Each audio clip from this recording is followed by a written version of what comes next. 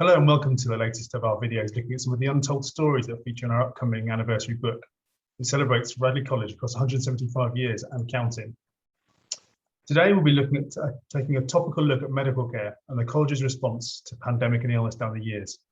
I'm delighted to say that I'm being joined by the author of the Untold Stories and College Archivist, Clare Sargent, and Radley College's lead nurse, Alex Gilly. So welcome to you both. And Alex, with it being last Wednesday being International Nurses Day, I wondered if you had any messages from the college or from the wider community about that. We have on Twitter. I think that tells you what time, day and age we live in now. It was all tweeted, so plenty from Radley. The best tweet of the day actually went to Asocial, who told us that they couldn't live without us in a worryingly literal sense. So that's good to know. It's good to know we're appreciated. Yeah, so obviously being a sort of a key part of the college, that's kind of really come to the fore in the last 12, 18 months or so. So, I mean, I guess this is a good time. Everyone's fully aware about what's happening, but the college's response to the pandemic and how that was dealt with within the college and within the medical community there. Massively. I mean, the medical centre has always been quite literally and metaphorically just on the periphery of camp. We're on the periphery of campus, but also of school life. And yeah, COVID has brought us very much further into that. Obviously, I've had the privilege and the fortune to work with the senior management team in this, and it's been taken very seriously from the start. In fairness, we've met regularly since the beginning. The team has grown, obviously, as it's become more prevalent, more obvious out there. The comms that had to happen with the boys, with the wider school community, etc. The team has grown. But yeah, it's certainly got us out there, and I know a lot more people around campus now, definitely. Yes, I've really appreciated the reminders that you've been sending out about get your jabs. It's now your turn to get a jab. Oh, thank you. That's been really helpful. That's been a real pleasure to send out, and of course it always garners a few responses of, oh, when will it be my turn? And it's great to see so many people getting so involved and wanting to get the vaccination, because there are still some people out there who aren't comfortable with the idea of vaccinations. COVID has made it a lot more accessible, and it's made a lot. I think there's been a bigger uptake. There was certainly a far bigger uptake with the flu vaccination this year. The other thing that I noticed was just the standard email that came around, which is sort of about that everyday life of the medical centre, which was a reminder to us to where the defibrillator is, where the EpiPen is kept. And a thing that I've noticed is this changing approach from the medical centre to actually educating us, almost you could say beyond the standard first aid of what to do with bandages and so on, to actually something as, to my mind, as advanced as dealing with a defibrillator or with an EpiPen. And the fact that you've educated so many people in school on how to use that kind of really advanced equipment is a real change, again, in the nature of the medical centre. Thank you. Do you know, it's a conversation we've had here very recently, actually, about the advances I've been here for 9 years now, and things have moved on so much in that time. But we kind of have to meet where the school are, and the school progress. For example, what we give first aid wise, they give in rehab, so we're trying to stay where they are, and we like to think that we're giving the best medical provision, but that has always been for the boys, and we are primarily here for the boys. But actually that is a massive benefit to the boys, the first aid teaching to all the dons and the coaches and everything. So, and it's getting us out there, and it's the first aid teaching. We talked about the mental health first aid teaching. I go out and give talks to the boys in PSHE. Yeah, it's the teaching. It's all benefits the boys. Yes, that's part of the infirmary, the medical centre, infirmary as was, and that medical care being, you know, such a core part of life at Radley. I mean, there's a big community here, and people get sick and people get ill. Obviously talking about the pandemic and how, you know, the college has responded very well to the COVID pandemic with social bubbles and testing, and, you know, where cases did occur, isolation, and how that's been dealt with. But it's not the first time that the college has had to has had to face disease and pandemics of kind of this scale, is it, Claire? No, and it's been one of the interesting questions that's been raised all the way through the COVID pandemic. Is of course these big flu pandemics sort of arise almost on a century basis. And so a lot of people have asked me, what did we do with Spanish flu in 1918? Which of course has been very much in people's minds over the last few years as we've been commemorating the centenary of the end of the First World War.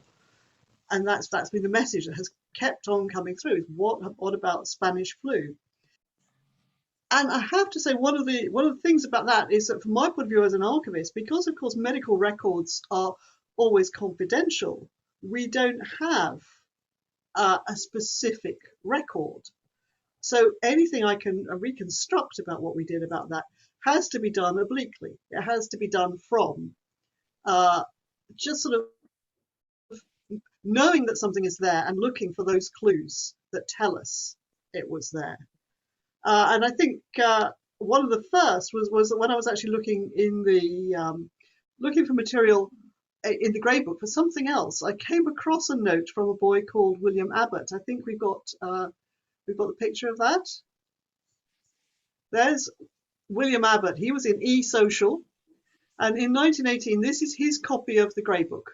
What that contained at the time was the school calendar of events, and he's annotated that to help him constantly. So we can see here is the end of the academic year for 1918, and he's got a few notes. The first, you can see on Monday the 15th, to infirmary in afternoon. And I assume that's the school infirmary, which he's gone to.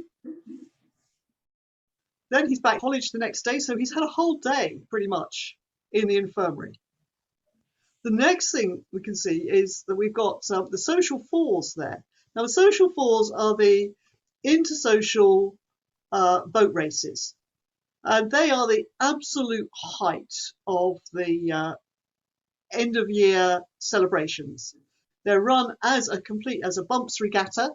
You can see they take 4 days, so there's the whole school would be down there by the river, everybody from every social taking part, watching these races. They've been cancelled. If we look down to end of term, that should have been on Tuesday. And actually, it's been moved up. You can see from his note, term ends has been moved all the way up to Saturday the 19th. So basically, they've abandoned the last 4 days of the academic year and sent the school home. And the reason why is there on the Friday, where he writes his own note, overwhelmed at last by flu. And that's him.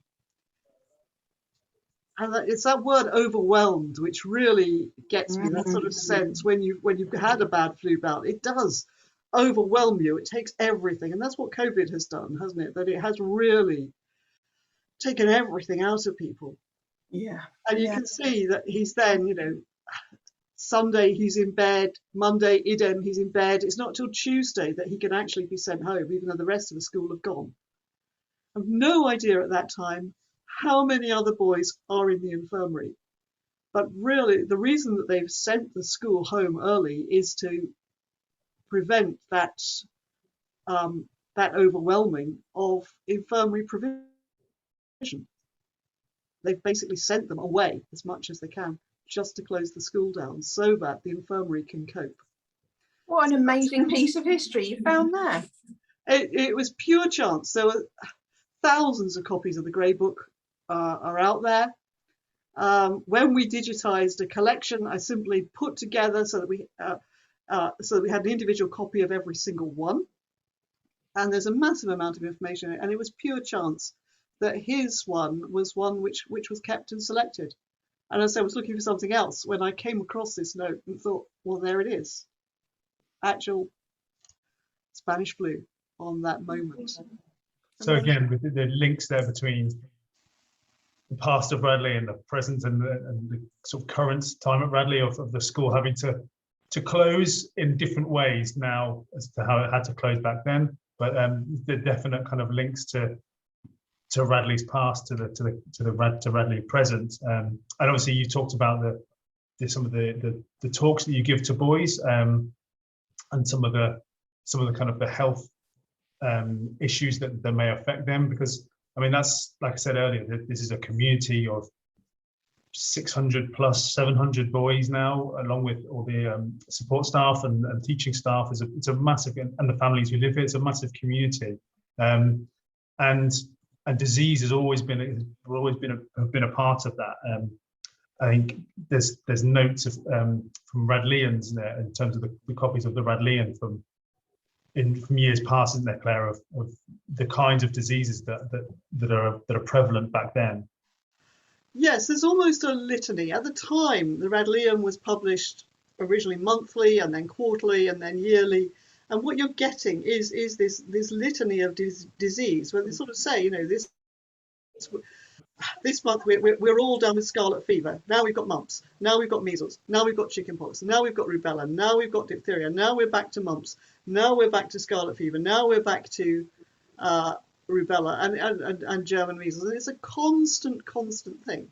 And there are moments where they have something like 50, up to the maximum I've seen is about 70 boys who are in some form or other in the infirmary with one of these diseases during a term.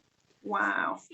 And obviously they haven't got the capacity, so there's a wonderful moment where they're shipping in nurses from London en masse just to look after them, and they've taken over classrooms so that they can set them up as individual wards for boys to be living in. And one of the key things when they built an infirmary, first of all, the first state-of-the-art infirmary, not the first infirmary, but the first state-of-the-art infirmary in the 1890s, they included a sanatorium down at the lodge. So there were 2 rooms at the lodge which were kept specifically for these infectious diseases, a way of sort of keeping people away from the rest of the school, where you were talking about being on the periphery. We've got that sanatorium right down there at the school gate, as far away on the campus as they could physically get at that time. I think now we'd have to build you on the other side of Smithson's. I don't know how you feel about. I don't know. I think where we are, we could just run on down the avenue of trees, couldn't we? Yes, you can. Yes, down the Hornbeam Avenue. Yeah. So there is that constant litany going on, and what you do see as you go through is that rise of vaccinations. Basically, as medical science progresses through the 20th century, until you get to the 1950s, 1960s, where you've got great pushes for vaccination, and I think it's the polio pandemic which really triggers that. And certainly, when I was growing up, I knew people who had suffered from polio as children. And what you're seeing is the government pushing vaccination programs through the schools. So that by the time we get beyond the 1960s, all of these things are disappearing. Mm-hmm. And that's, I think, one of the things that we had forgotten is the impact that has had over time.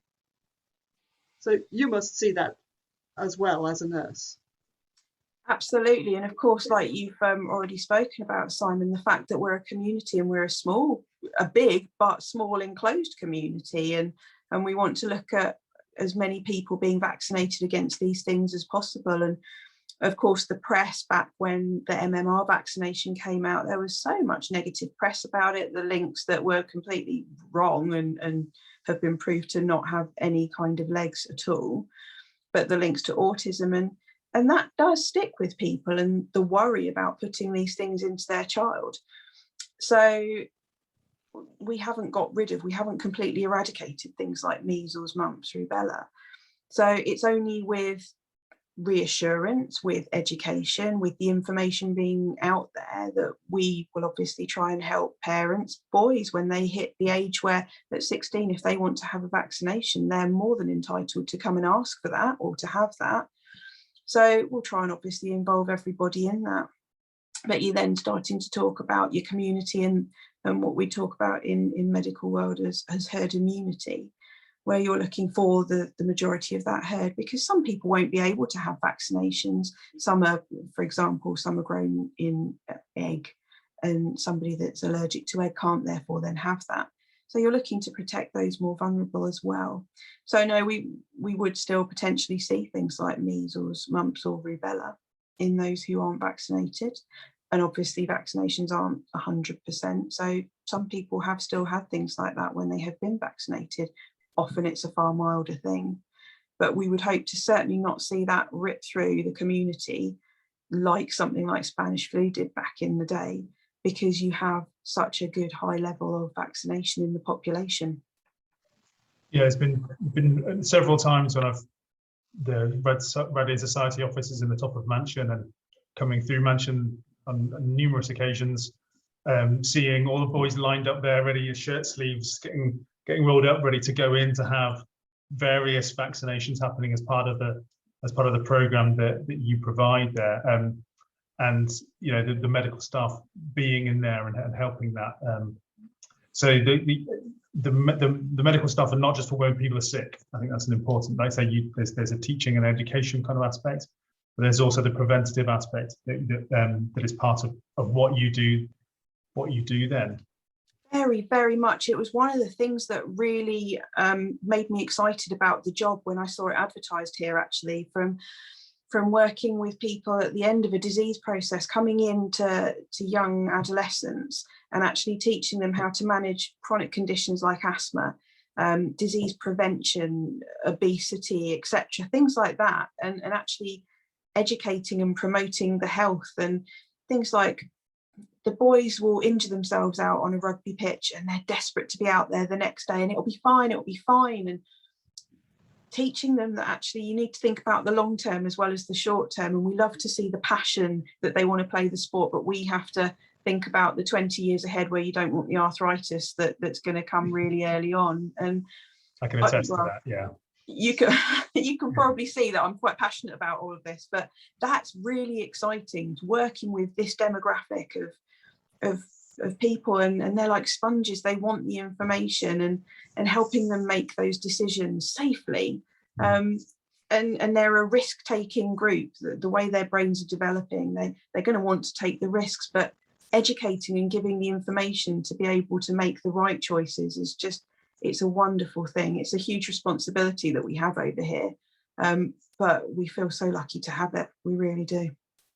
In terms of the medical provision by the college, by staff, it's been there since the beginning, but I think, Claire, it's not always been in the way that it is now. It's not always provided in that necessarily that educational, even qualified, highly qualified way that it is now. I think that's the case, isn't it, Claire? There was always a concern that the boys were going to have to be looked after. But we have a kind of Radley legend, which is that in August 1847, the school opened, and it opened with 3 boys, 4 teaching staff, and a warden. And we kind of said, that's it. But actually, what we also have is the silent, unnamed member, who is Mrs. Berkey, the matron, who is there on the very first day. And her role is to look after the boys. She's there to be very motherly, which is basically her experience is that she has been a mother, and to bring in that whole nursing concern. She's succeeded by the butler's wife, Mrs. Haycroft, who again is coming in as a mother, and there is this sort of sense of that gentlewomen can do this, and they will be kind of the angel in the house. But of course, this is also the time when, 1853, we've got Florence Nightingale, we've got Mary Seacole out at Scutari, actually raising the level of nursing and making the headlines. And the school was noticing that.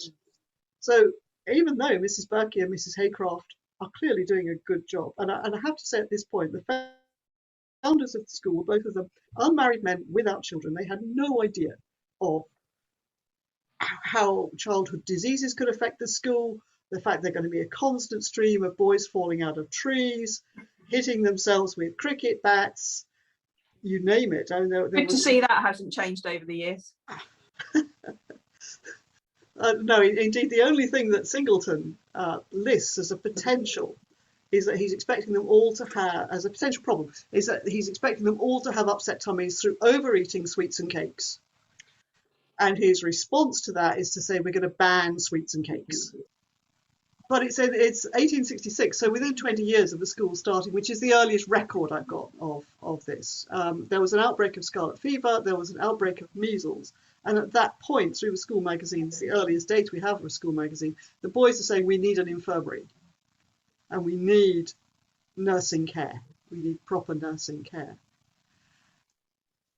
And that's what they get. Within 10 years, 1876, they do get an infirmary built. And for me, what's very telling about that is that it's a brick building, but the school at that time doesn't actually own the land that we're on here at Radley. They're renting it. So to build themselves a brick building on land they don't own really shows how they're taking this quite seriously, that we need an infirmary. But the impetus behind that one goes back to this question of preventive medicine, because they've just had an outbreak of sore throats. And the nurse at the time, or she would be called the matron at the time, had tracked that back to contaminated water from the school well. So what she does is that she actually gets the equivalent of the maintenance department at that time to build the school another well further away from the buildings so that they can have clean, fresh water. The school well, you'll be delighted to know we still have really good links with the maintenance department, and they've recently just changed one of our sinks for us. Didn't dig us a new well, but our broken sink got replaced. That's good. So we need not fear a cholera outbreak, which is what she was obviously worried about at the time. No, we've managed to stop that or reverted that crisis here. So kind of rewinding a little bit and moving on to kind of the last bit that we're going to talk about. You mentioned in the flats there are some named individuals of your predecessors who lived in that, and that's kind of, if you speak to old Radleyans, they will remember the matron who was here, and then across the history of the college there have been some real key individuals who've held that post. Isn't that right, Claire? Yes. The post of matron has been very interesting, and again, following the changes to medicine, we've seen that change in name from matron to sister to lead nurse. We've already talked a little bit about that gender-specific nature where mothers are coming in and are being the nurse. But yes, old Radleyans will remember Jean Body, who was very much here, here for well over 30 years as the nurse. And there she is, just, I suspect, watching a rugby match, which she was frequently at, but I don't know. There was Kenneth Barker and Margaret Horton, who were there again for more than 20 years as nurse in the medical centre, in the infirmary. And that change from infirmary to medical centre has been quite an important change in the attitude to it. It goes from that idea of it's a place where you are sick or infirm to a place which does medicine and all the constant aspects of medicine that we have. But what we don't necessarily have is that additional section, which is the pastoral house mistresses, the matrons. And for those, it's quite tricky to track their history because for a long time they weren't necessarily named on anything. This is a wonderful photograph of F Social, which we were given about a month ago, and it's F Social in 1951. And the old Radleyan whose family gave us this, as a shell, he's one of the shells in the front row. He named on the back of the photograph, he named absolutely everybody in the photograph, except the matron there is labelled matron. That's her name. So she is matron. But what I noticed was that she's in full nurse's uniform at the time. So there she is. And I know one of the aspects that you were thinking about was whether or not uniforms should be worn by the medical centre now. It's been a question for the 9 years I've been here. It's been a question that we've returned to as more staff have joined, and do we wear a uniform here? And some people think we should, some people think we shouldn't.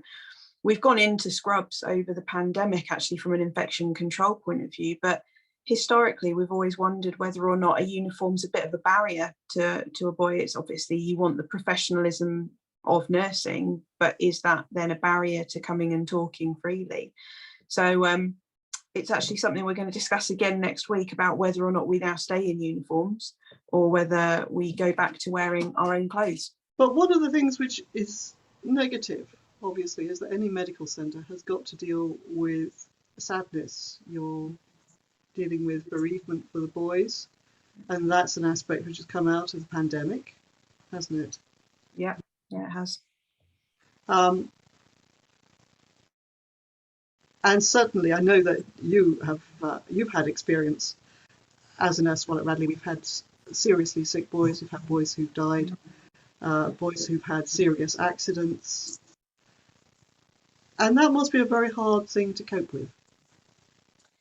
It is, I suppose. Professionally, it's what we deal with, and it's what we train for. And as adults, we would look for what we need to do to support ourselves, but we need to be able to support them as well. And not only us, actually, the wider community and the pupils, the boys themselves. Something we found in my first couple of years here with rugby and concussion rates. And we saw concussion rates were going up and up and up. And we were thinking, but what's changed? And actually what had changed was that we were educating the boys in what concussion was and what it looked like. And we were having the boys bringing their friends down 24 hours later saying, he's just not right. And we were diagnosing concussions, and they were helping us see that when we wouldn't necessarily see that from sitting in a med centre to them being in a lesson and just not really being able to concentrate. And it's the same with mental health and well-being. If we can get the message out there of what are you looking for in your friend, what are you looking for in yourself? You can't always see it in yourself, can you? It can be tricky when you're living in it yourself, but your friends, your colleagues will look and think, yeah, you're just not your usual self. And we do find that with the boys as well. They'll go to their tutors, their PHMs, ask a teacher, or all of the adults, and say, I'm a little bit worried about my friend. And it is really important. Certainly these COVID times, I've had a couple of conversations with a couple of shells, actually, one in particular who was saying, I just don't really feel like I've settled in as well as I should have done. And I thought, well, we had a conversation about, well, why should you have done? And the difference to his shell year to any other shell year has been massive. They've missed so much time here. There's been the remote learning, which has been phenomenal. Don't get me wrong, but they haven't had that camaraderie, that usual experience that they would have done of being with the entire social. It's been their bubble of their year, and it hasn't been what you would expect to be normal. So I think it's really important that we all have that understanding for each other, not only the pupils, the adults as well. Yes, I came across a moment of that sort of camaraderie when I was researching the chapel. And just outside of chapel, when it's open, there's a metal stand which is used to light candles. And looking at that was actually made by the boys in DT in memory of one of their comrades in the early 1980s who had died while he was a boy at the school. And he'd really been very keen on chapel, he'd been very keen on DT. So they got together and they made this candle stand. And there was a record from David Coulter who was saying how often he would come in and a candle had just quietly been lit. There was at one point they were getting through sort of 1,000 candles in a term. And that was just boys just taking time out of their day to go and think about something that was worrying them. They could just go there and do that. And chapel, of course, is the place of collective memory for the school, isn't it? So we've got nobody died during the Spanish flu pandemic, but there was the previous pandemic, the 1890s, was really devastating because we had 74 boys who died in the infirmary in school within the space of a year, and they are commemorated in the chapel. So we've got here a photograph of chapel. This is a Remembrance Day, so this is one of the things that nobody has seen in chapel for well over 2 years, because we've had the building work and then we've had the pandemic, so we haven't been in there to see it. But that east window right at the far end, that was put up in 1895, the year the chapel was opened, and is in memory of George Brooks, who died of flu during the pandemic that year.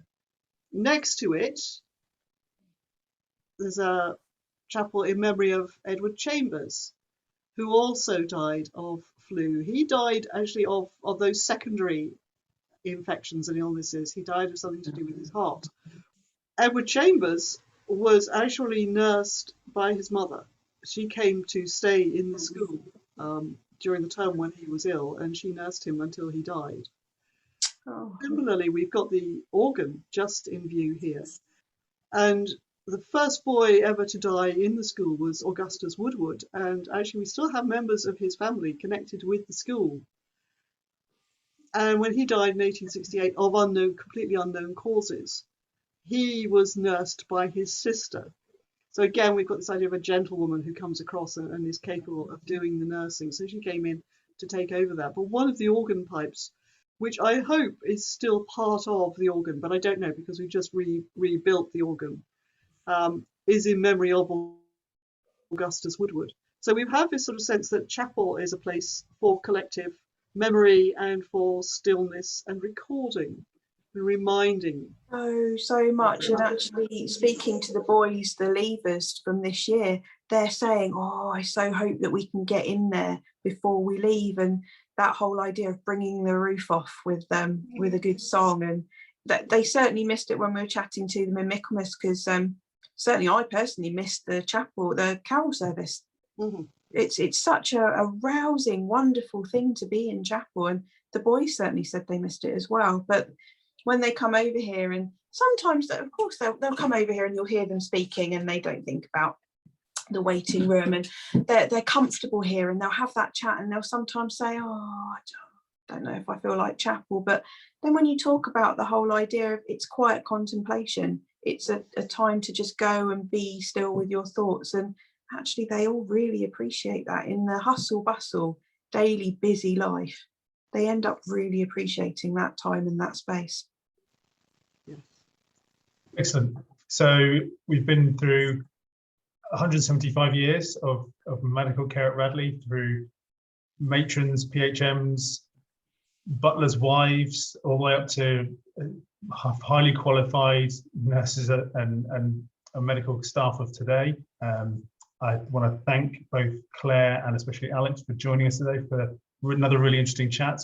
The 175 book, Untold Stories, is available to order on our publishing partner's website, Profile Editions. That's www.profileeditions.com/Radley.